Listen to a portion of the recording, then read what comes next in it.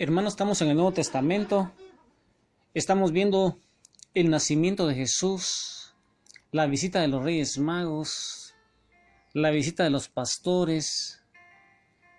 Pero Jesús también iba creciendo y María Santísima, como buena judía, con San José, querían cumplir la ley.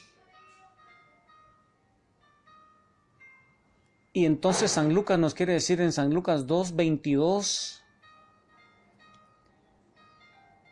la presentación del niño en el templo, hermano, la presentación del niño en el templo. Imagínate a Simeón con el niño en sus brazos en la presentación de Jesús en el templo. Qué maravilloso momento para Simeón, para Ana. Y ahí en Lucas 2:22 vamos a ver la presentación de Jesús en el templo, hermano.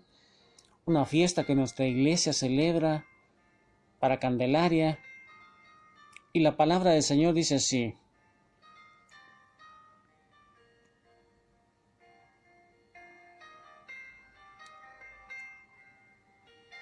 Asimismo, cuando llegó el día en que, de acuerdo a la ley de Moisés, debían cumplir el rito de la purificación, llevaron al niño a Jerusalén para presentarlo al Señor, tal como está escrito en la ley del Señor. Todo varón primogénito será consagrado al Señor. También ofrecieron el sacrificio que ordena la ley del Señor, una pareja de tórtolas o 2 pichones. Palabra del Señor, gloria a ti, Señor Jesús. Mira, hermano,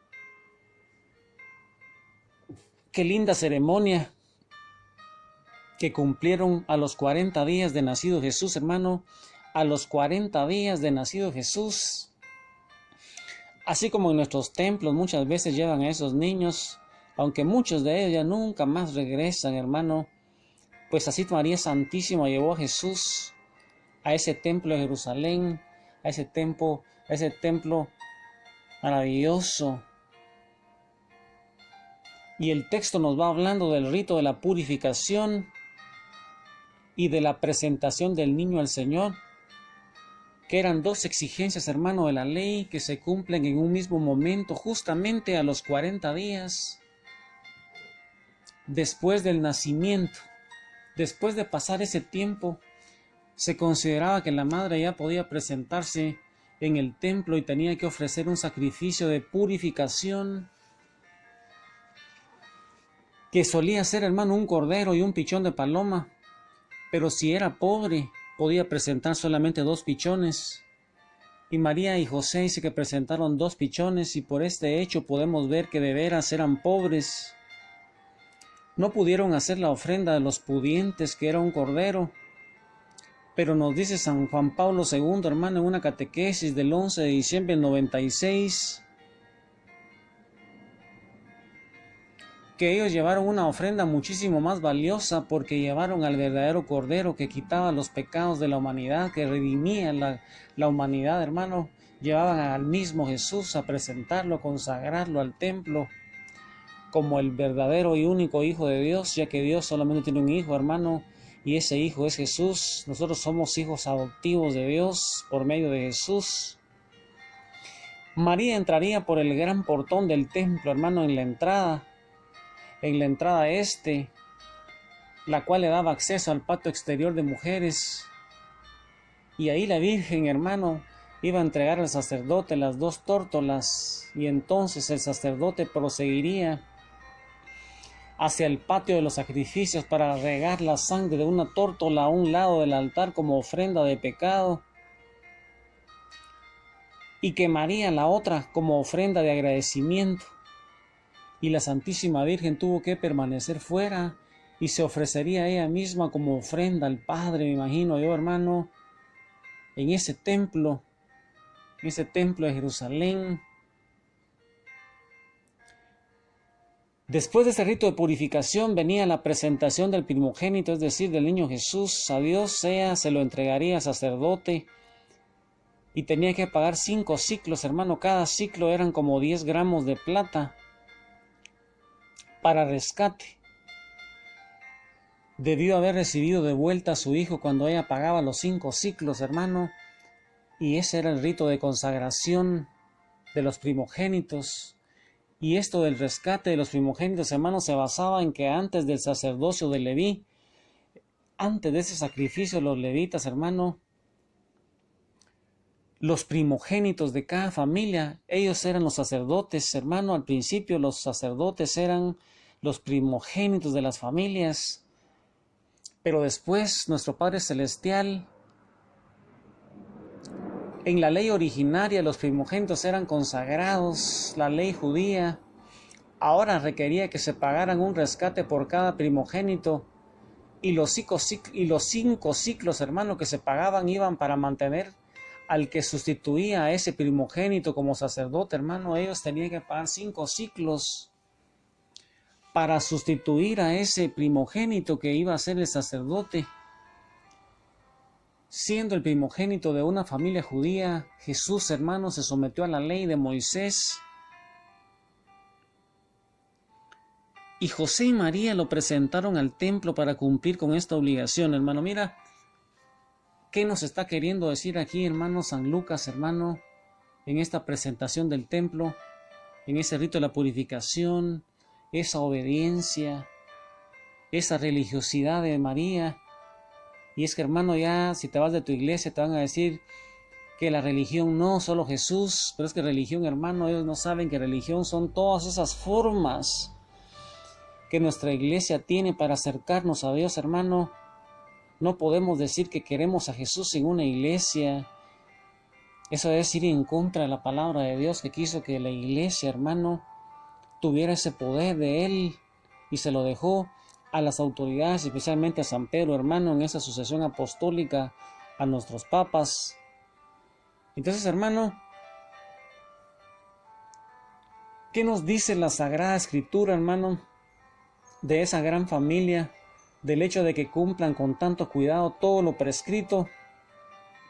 Ellos nos van enseñando, hermano, la humildad, la obediencia. No tendrían que estar exentos de tantas exigencias los que traían al mismo Dios al templo, hermano. ¿Te preguntas tú eso? ¿No era Jesús el autor de la ley, hermano? ¿No era María la pureza misma para tener que ofrecer 2 pichones para ser purificada? ¡Qué inmensa humildad, hermano! ¡Qué inmensa humildad! Y aquí nos sigue mostrando María Santísima la humildad y esa fe. Y aparece en la escena, en ese momento de la presentación de Jesús en el templo, donde María estaba pasando por el patio exterior con su divino Hijo, pero a nadie llamaba la atención, pues el gentío no sospechaba en lo más mínimo que el Mesías acababa de entrar por primera vez a la casa de su papá, su padre. Pero, hermanos, sí hubo un hombre, uno solo, que reconoció al niño Jesús como el Salvador del mundo, como la gloria de Israel y de las naciones. Y, hermano, ese Simeón, ese personaje que vamos a ver en la próxima predicación, creo que hoy, hermano, yo quisiera que ahí donde estás, le dijéramos con Simeón ahí de lejos, este canto maravilloso que nos dice así, que aunque no podamos ver a Jesús, sabemos que Él está ahí presente. Y así como Simeón, hermano, lo vio ahí presentándolo en el templo, María Santísima, nosotros podemos reconocerlo al partir el pan y en las Escrituras, y le vamos a decir que aunque no te podamos ver, Señor Jesús, tú sabemos que estás ahí presente.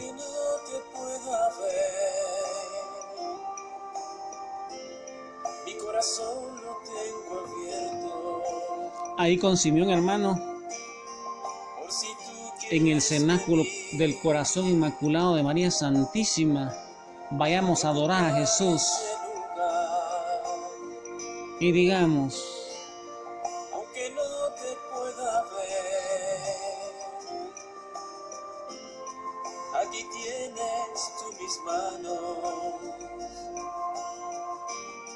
levantadas hacia ti,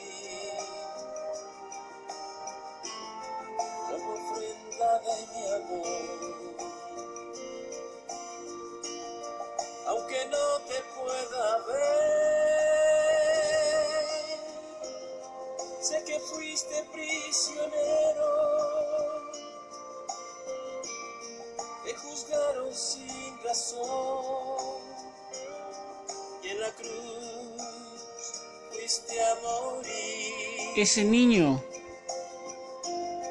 Aunque no te pueda ver, que miraba a Simeón en ese momento iba a ser motivo de contradicción, le va a decir, hermano, y que a María le iba a traspasar una espada. que son todos Mira, hermano, esa profecía de Simeón se cumplió en la cruz, hermano, lo sé. en cada sufrimiento de Jesús y María Santísima. Ahí se cumplió la profecía de Simeón de que ese niño iba a ser motivo de contradicción. Y ahí con Simeón, hermano, adoremos a Jesús en Eucaristía. Él nos espera todos los días Formes a tu manera, y nos va a ir cambiando, nos va a ir transformando, hermano, como tú lo eres, porque van a haber momentos donde ya no podamos adorar a Jesús en Eucaristía, hermano. En los últimos tiempos, ese anticristo va a querer robar la adoración eucarística y lo va a lograr por unos momentos, pero Jesús va a venir a juzgar a vivos y muertos y lo va a derrotar, hermano. Pero mientras ese momento sucede, nosotros como esa iglesia fiel debemos adorar a Jesús y cantar esos cantos lindos. yo te entrego estos momentos. Y ahí con María Santísima, meditando las Escrituras, sigue rezando el rosario. Para ti es muy poco, ya lo sé, pero quiero que sean tuyos. También te dejo mi alma para que le des descanso. La formes a tu manera, como tú lo eres, Jesús.